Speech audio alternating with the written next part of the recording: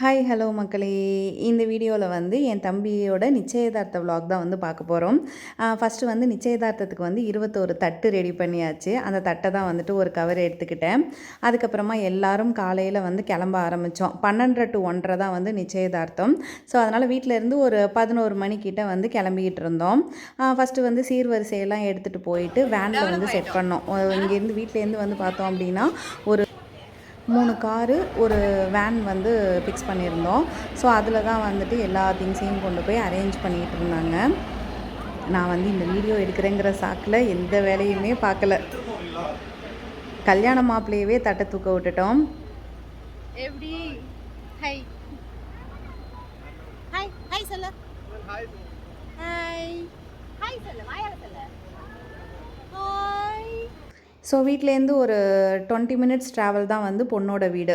So வந்து first travel பண்ணி போயிட்டு இருந்தோம். நல்லா பாட்டை போட்டுக்கிட்டு நல்லா டான்ஸ் ஆடிக்கிட்டு, ஏன்னா காலையில் மேக்கப் கலையாமல் இருந்துச்சுல்ல. கோவிலில் தான் வந்து நிச்சயதார்த்தம். அதனால் ஃபஸ்ட்டு வந்து என்னென்னா ஒரு பக்கத்தில் இருக்கிற சன்னதியில் வந்துட்டு இந்த நிச்சய தட்டுகளெல்லாம் வச்சு பூஜை பண்ணிவிட்டு அதுக்கப்புறமா அங்கேருந்து பக்கத்தில் வந்துட்டு கொண்டு போகலாம் அப்படிங்கிற பிளான் படி இந்த பிள்ளையாருக்கு முன்னாடி வந்து என்ன பண்ணிக்கிட்டோம் அப்படின்னா ஃபஸ்ட்டு கொண்டு போய் தட்டை வந்து அடுக்கி வச்சுக்கிட்டோம். ஸோ அப்புறம் கோவிலில் வந்து அர்ச்சனையை முடிச்சுட்டு அங்கேருந்து தட்டை எடுத்துகிட்டு போயிட்டு நம்மளுக்கு நிச்சயம் இடக்கிற இடத்துல வந்து வச்சுருக்கோம் அப்படிங்கிறது தான் பிளான்.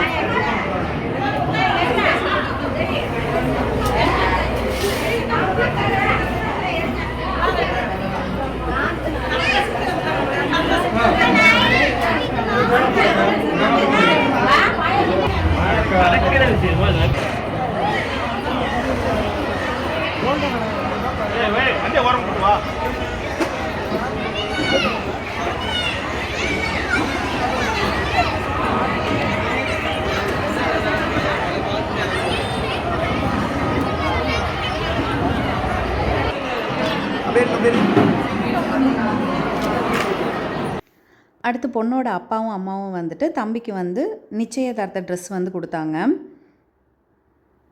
அடுத்து நானும் என் வீட்டுக்காரரும் வந்து பொண்ணுக்கு வந்துட்டு நிச்சயதார்த்த புடவை வந்து கொடுத்துருந்தோம். அவங்க 2 பேரும் ட்ரெஸ் மாற்ற போன டைமில் நாங்கள் இங்கே வந்துட்டு அந்த சடங்குகள்லாம் வந்து பண்ண ஆரம்பிச்சிட்டோம். நாங்கள் 2 பேர் ஏன் மாலை மாற்றிக்கிறோம் அப்படின்னு வந்து நீங்கள் கேட்கலாம். ஏன்னா நிறைய பேர் வந்து நான் போட்ட வீடியோவில் வந்து கேட்டிருந்தீங்க, தம்பி நிச்சயத்துக்கு நீங்கள் எதுக்கு மாலை மாற்றிக்கிறீங்க அப்படின்னு சொல்லிட்டு. ஸோ எங்கள் அப்பாவும் வந்து இப்போ தான் ரீசெண்டாக வந்து 1 இயர் முன்னாடி தவறிட்டாங்க. அதனால் அம்மா பண்ணக்கூடாதுங்கிறதுனால நானும் என் வீட்டுக்காரரும் தான் வந்துட்டு மற்ற சடங்குகள் எல்லாத்தையுமே வந்து பண்ணிகிட்டு இருந்தோம். எனக்கு இங்கே ஒரே இது வந்து என்ன அப்படின்னா ரொம்ப தூரத்தில் இருந்தேன். இங்கேருந்து அந்த பூஜை பண்ணுறது வந்து ரொம்ப கஷ்டமாக இருந்துச்சு. எனக்கு ஏற்கனவே முதுகு வலி இருக்குன்னு தெரியும்ல, அது மட்டும்தான் கொஞ்சம் அசௌகரியமாக இருந்துச்சு. மற்றபடி எனக்கு வந்து ரொம்ப புதுசாக இருந்துச்சு. ஏன்னா நம்ம ஒரு ஸ்டேஜில் வந்து உட்கார்ந்துருந்துட்டு இப்போ நாம் பூஜை பண்ணி தம்பியை வந்து கொடுக்குறோம் அப்படிங்கிறப்போ எனக்கு அது வந்து ஒரு தனி ஃபீலிங்காக வந்து இருந்துச்சு. அதுக்கப்புறமா ஐயர் நிச்சயதார்த்த பத்திரிக்கை படிச்சுட்டு அந்த பத்திரிக்கையில் சாட்சிக்காக என் வீட்டுக்காரரும் எங்கள் மாமாவும் வந்து கையெழுத்து போட்டாங்க. அதுக்கப்புறமா எல்லாம் நல்லபடியாக முடிஞ்சிச்சு. நிச்சயம் வந்து இனிதே நிறைவடைந்தது. அதுக்கப்புறமா எல்லாருக்கும் ஒரு வணக்கம் போட்டு ஒரு ஃபோட்டோக்கு போஸை கொடுத்துட்டு கம்ப்ளீட் பண்ணியாச்சு. அதுக்கப்புறம் என் தம்பி ட்ரெஸ் மாற்ற போனவனும் வந்துட்டான். ஸோ இந்த ஷர்ட் வந்து நான் தான் செலக்ட் பண்ணேன். அதுவும் ஃபுல்லாக ஃபோன்லேருந்து இது நல்லா இருக்கா அப்படின்னு சொல்லிட்டு கேட்டுக்கிட்டே இருந்தான். ஒரு 2 நாளாக போட்டு டார்ச்சர் பண்ணிகிட்டு இருந்தான், எது நல்லாயிருக்கும் எது நல்லாயிருக்கும்னு சொல்லிட்டு. அப்புறம் பொண்ணு வந்து ட்ரெஸ்ஸை மாற்றிட்டு வந்தா. அவளை வந்து என் தங்கச்சி கூட்டிகிட்டு வந்தா. ஸோ ஃபஸ்ட்டு சபைக்கு நமஸ்காரம் பண்ணிக்கிட்டாங்க. அதுக்கப்புறமா எங்களோட தாய் மாமா வந்துட்டு என் தம்பிக்கு வந்து மாலை போட்டாங்க.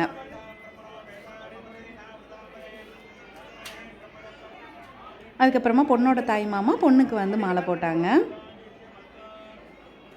அது அந்த மாலை போட்டதுக்கப்புறம் தான் எப்படி சொல்கிறது, ஒரு தனி அழகாக தெரிஞ்சுதுங்க 2மே. அடுத்து சபைக்கு நமஸ்காரம் வந்து பண்ணிக்கிட்டாங்க. ஸோ உங்களோட ஆசீர்வாதமும் இவங்க 2 பேருக்கும் கண்டிப்பாக வேணும். நீங்களும் ப்ளஸ் பண்ணிவிடுங்க. அப்புறம் என் தங்கச்சி வந்து நாத்தனார் முறைக்கு வந்துட்டு செயின் போட்டா. ஏன்னா நான் வந்து அம்மா அப்பா முறையில் இருக்கேன் அப்படிங்கிறப்போ என் தங்கச்சி ஃபுல் அண்ட் ஃபுல் கண்ட்ரோல் நாத்தனார் முறைக்கு எடுத்துக்கிட்டா.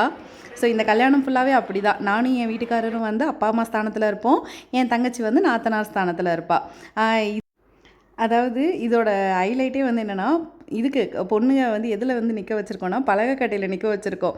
ஏன்னா என் தம்பி வந்து கொஞ்சம் ரொம்ப ஒசரம், ஓகேவா? இது வந்து பொண்ணோட தப்பு இல்லை, என் தம்பியோட தப்பு. அவன் ரொம்ப வளர்ந்துருக்கான்.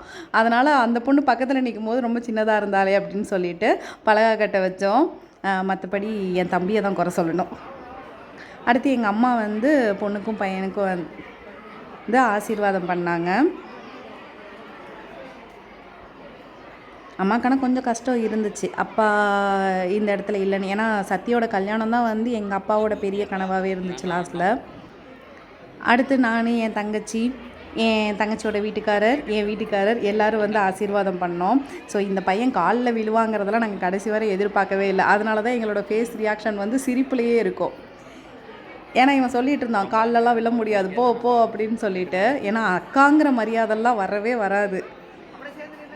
ஸோ திடீர்னு காலில் விழுந்தோடனே எங்களுக்கே ஒரு மாதிரி சிரிப்பு தான் வந்துச்சு. ஷாக்கு கூட இல்லை, சிரிப்பாக வந்துச்சு. அதுக்கப்புறம் ஃபோட்டோக்கு போஸ் கொடுத்தோம். இங்கே போஸ் கொடுக்கும்போது என்னடா ஜோடியாக நிற்க சொல்லி என் தங்கச்சி வீட்டுக்காரரு, என்னடா ஜோடியை பிரித்து தனித்தனியாக நிற்க வைக்கிறீங்க அப்படின்ட்டு இருந்தார்.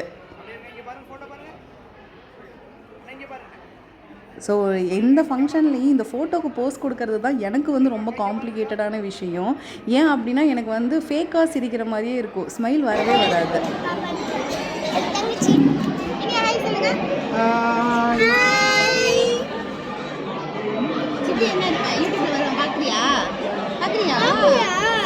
இவங்க தான் வந்து இனியா வந்து எங்கள் வீட்டோட கடைக்குட்டி, அதாவது பெண்களில் கடைக்குட்டி. ஸோ மொத்தம் வந்து எங்கள் வீட்டில் 3 பொம்பளை பிள்ளைங்க இப்போதைக்கு பார்த்தீங்க அப்படின்னா. என் பொண்ணு, அதுக்கப்புறமா வந்துட்டு என் தங்கச்சி பொண்ணு நந்திகா, அப்புறம் எங்கள் அக்கா பொண்ணு இனியா. ஸோ நிச்சயத்தெல்லாம் முடிச்சுட்டு சாப்பிட போயாச்சு. என்னோடய லெஃப்ட்டில் இருக்கிறது தான் வந்து எங்கள் அக்கா, இங்கே ரைட் சைடில் இருக்கிறது வந்து எங்கள் அத்தா. எங்கள் அக்காவோட வீட்டுக்காரரு குரூப் 1 அதிகாரி, ஓகேவா? எங்கள் குடும்பத்தில் ஃபஸ்ட்டு வந்து கவர்மெண்ட் ஜாப் போனவர் வந்து எங்கள் அத்தான் தான். நிறைய பேருக்கு சொல்லியும் கொடுத்துருக்காரு, சொல்லப்போனால் என்னையுமே சொல்லி கொடுத்துருக்காரு. நான் தான் கொஞ்சம் டிமிக்கி அடிச்சுட்டு வேறு வேலைக்கெல்லாம் போயிட்டு இப்போ யூடியூப்க்கு வந்துட்டேன். அதுக்கப்புறம் ஃபுல்லாக வடை பாயசத்தை உட்காந்து சாப்பிட்டுட்டு இருந்தோம். தென்சியை ஃபுல்லாக எங்கள் அக்கா டேக் கேர் பண்ணிடுச்சு. எங்கள் அக்கா இருந்தால் நான் தென்சியை அங்கே கொடுத்துருவேன். என் தங்கச்சி இந்த பக்கம் அவள் பிள்ளைக்கு சோறை ஊட்டிக்கிட்டே அவளும் சாப்பிட்டுக்கிட்டு இருந்தா. இங்கே சாப்பிடும்போது பெரிய சம்பவம் ஆயிடுச்சு. சம்பவம் என்னன்னு பாருங்க. அப்பளம்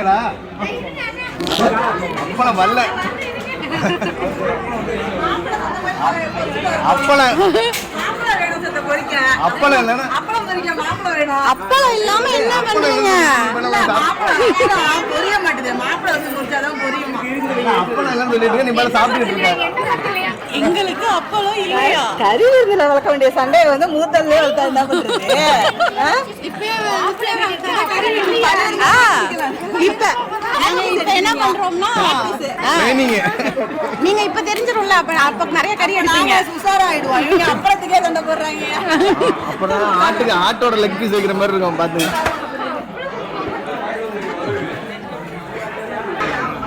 ஐயோ நாத்தனாருக்கு அப்பளமே வைக்கலையே.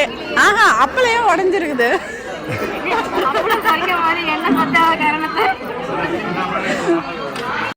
இவங்க பொண்ணோட அத்தை எனக்கு ரொம்ப இவ்வளோ அழகாக இருக்கிறவங்களை காமிக்காமல் இருப்போமா நாங்கள்? எங்கள் சேனலில் அழகாக இருக்கிறவங்களுக்கெல்லாம் முன்னுரிமை இருக்கு. கண்டிப்பாக வந்துடுவோம். நிச்சயத்தை முடிச்சுட்டு 3:30க்கே கிளம்பிடணுன்னாங்க. நாங்கள் கொஞ்சம் சாப்பிட்டு இருந்ததில் வந்துட்டு கொஞ்சம் டைம் ஆகிடுச்சு.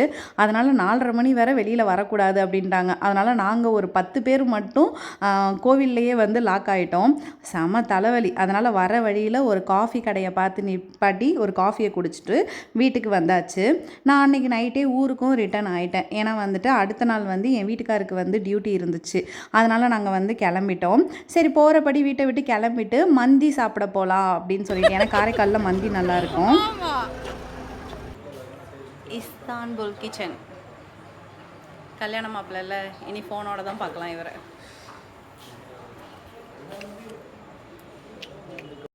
இங்கே மந்தி பிளேஸோட ஆம்பியன்ஸ் வந்து ரொம்ப சூப்பராக இருந்துச்சு. அந்த கீழே உட்கார வச்சுட்டு பெரிய ஹாலாக வந்து இருந்தது. நாங்கள் போயிட்டு நல்லா கொஞ்ச நேரம் மந்தி வரத்துக்கு வந்துட்டு ஒரு 1/4 மணி நேரத்துக்கிட்ட ஆச்சு. நாங்கள் போய் கொஞ்ச நேரம் படுத்துக்கிட்டு உட்காந்துக்கிட்டு காலை நீட்டிக்கிட்டு பேசிகிட்டு இருந்தோம்.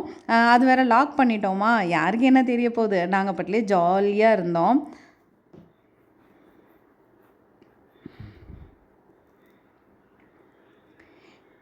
என் வீட்டுக்கார் வந்து முதல் நாள் நடந்த கதையெல்லாம் உட்காந்து என் தங்கச்சி வீட்டுக்கார்ட்டையும் சொல்லிட்டு இருந்தார். அதாவது தென்சி வந்து முதல் நாள் வந்து ஆரிராரோ பாடாமல் தூங்கிட்டா. அதை தான் வந்து அவங்க அப்பா எக்ஸ்பிளைன் பண்ணிட்டு இருந்தார். ஏன்னா பாப்பா பிறந்ததுலேருந்தே தூங்க வைக்கிறது யார் அப்படின்னா அவங்க அப்பா தான். எல்லா குழந்தையும் அம்மா கிட்ட தூங்குன்னு சொல்லுவாங்க. என் பாப்பா வந்து அவங்க அப்பா கிட்ட தான் தூங்குவா.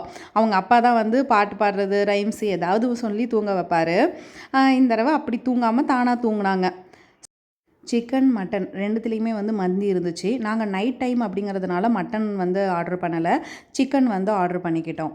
ஸோ இந்த சிக்கனோட எப்படி இருந்தது அப்படின்னா சிக்கன், ரைஸு, அதுக்கப்புறமா நல்லா ஃப்ரைட் ஆனியன்ஸ் போட்டு கொடுத்துருந்தாங்க. அதுக்கப்புறமா salad, green sauce, red sauce, அதுக்கப்புறமா மயோனஸ். நிறையா தடவை வந்து எல்லாத்தையுமே கேட்டு வாங்கி சாப்பிட்டோம். மேக்ஸிமம் நாங்கள் வந்து காரைக்கால் போனால் வெளியில் அதிகமாக சாப்பிடவே மாட்டோம். ஏன்னா இங்கேருந்து போகிறதே வந்து மீன் குழம்பு சாப்பிட தானே. அதிகமாக மீன் குழம்பு அந்த மாதிரி தான் வந்து வீட்டு ஃபுட்டு மட்டும்தான் சாப்பிடுவோம். ஸோ ரொம்ப நாள் கழித்து வெளியில் சாப்பிட்டது. உங்களால் நகர முடியலைன்னா இந்த மாதிரி படுத்துக்கோங்க, பெட்டர் சாய்ஸ். ஓகே ஓகே, அவ்வளோதான், படுத்துடணும். கொஞ்ச நேரம் படுத்துட்டு இவங்கெல்லாம் சாப்பிட்றாங்க, நிறையா சாப்பிடுதுங்க, அதுங்க ரெண்டும் விளையாடுது. லாஸ்ட் மினிட்ல கிளம்புனதுனால பஸ்ஸு வந்து எனக்கு வந்து காரைக்காலில் கிடைக்கல, நாகப்பட்டினத்துலேருந்து தான் மதுரைக்கு வந்து இருந்துச்சு. ஸோ நாகப்பட்டினத்தில் வந்து பஸ் புக் பண்ணிட்டேன். அதனால் காரைக்கால்லேருந்து என் தம்பி வந்துட்டு எல்லோரும் சாப்பிட்டு முடிச்சுட்டு அங்கேருந்து நாகப்பட்டினம் பஸ் ஸ்டாண்டுக்கு கிளப்பி விட்டாச்சு. ஸோ எங்களை கொண்டு வந்து ஏற்றி விட்டுட்டு எல்லாம் பாய் சொல்லிவிட்டு கிளம்பிட்டாங்க. ஸோ எங்களை விடுறதுக்கு வந்து என் தம்பி, என் தங்கச்சி வீட்டுக்காரர் அவங்க பிள்ளையோடு வந்துச்சுங்க. இவங்க 2 பேரும் என் தங்கச்சி பொண்ணும் என் பொண்ணும் இருந்தால் அடிச்சுப்பாளுங்க. இல்லை அப்படின்னா பிரியும்போது தான் பாச மழை தாங்க முடியல. அப்புறம் எல்லாருக்கும் பாய் சொல்லிவிட்டு கிளம்பியாச்சு. ஸோ இந்த vlog பார்த்த உங்களுக்கும் தேங்க்யூ. Bye bye.